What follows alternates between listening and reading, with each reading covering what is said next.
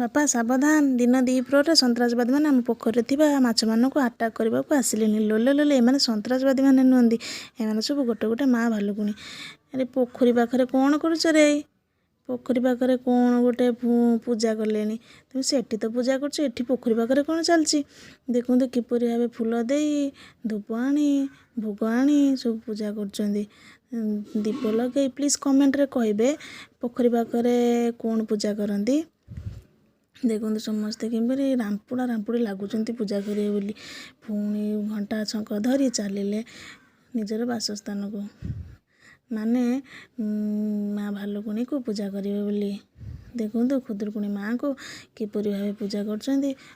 ଏଠି ଜଣେ ଆର୍ଟ କରୁଛି, ଦେଖ ନାକର ହାତ ଦେଇଦେଲା। ଲୋ ମୁଁ ନାକର ହାତ କାହିଁ ଦେଉଛ? ଛାଡ଼ନ୍ତୁ। ଏଠି ଦେଖନ୍ତୁ କିପରି ଭାବେ ପୂଜା କରୁଛନ୍ତି। ଏଠି ଗୋଟେ କ'ଣ ଚାଲିଛି, ଭୋଗ କାର୍ଯ୍ୟ ଆରମ୍ଭ ହୋଇଗଲା। ଏଠି ହୋମ ପୋଡ଼ା ମଧ୍ୟ ଆରମ୍ଭ ହୋଇଗଲା। ଆଜି ମା ବିସର୍ଜନ ନେବେ, ପାଣିକି ଯିବେ। ମାଆଙ୍କର ଆଜି ମନ ଦୁଃଖ। ଦେଖନ୍ତୁ ସେଥିପାଇଁ ବହି ପଢ଼ା, ଭୋଗ କରା ସବୁ ଚାଲିଛି। ସମସ୍ତେ ମାନେ ସବୁ କାମରେ ଲାଗି ଯାଇଛନ୍ତି। ଦେଖନ୍ତୁ ଠାକୁରାଣୀଙ୍କୁ ଧୀରେ ଧୀରେ ଚାଲ କରି, ଧୀରେ ଧୀରେ ଚାଲ, ବାଟ ଏଠି ଭଲ ନାହିଁ, ଧୀରେ ଧୀରେ ଚାଲ। ତାପରେ ଠାକୁରାଣୀ ବିସର୍ଜନ ଦେଇ ସାରିଲା ପରେ ମେନ୍ କାର୍ଯ୍ୟ ଆରମ୍ଭ ହେଲା, ଭୋଗ ବଣ୍ଟା। ସମାନ ଭାବରେ ଭୋଗ ବାଣ୍ଟିକି ଖାଇବେ। ଦେଖନ୍ତୁ କେମିତି ରାମ୍ପୁଡ଼ା ରାମ୍ପୁଡ଼ି ନାଗୁଛନ୍ତି। ଭୋଗ ଖାଇଲେ ଜଣେ ବେଲା ଧରି ଚାଲିଯାଇଛି। ଲୋ ପଖାଳ ଦିଆଯାଉନି, ଏଠି ଭୋଗ ଦିଆଯାଉଛି। ରହିଲି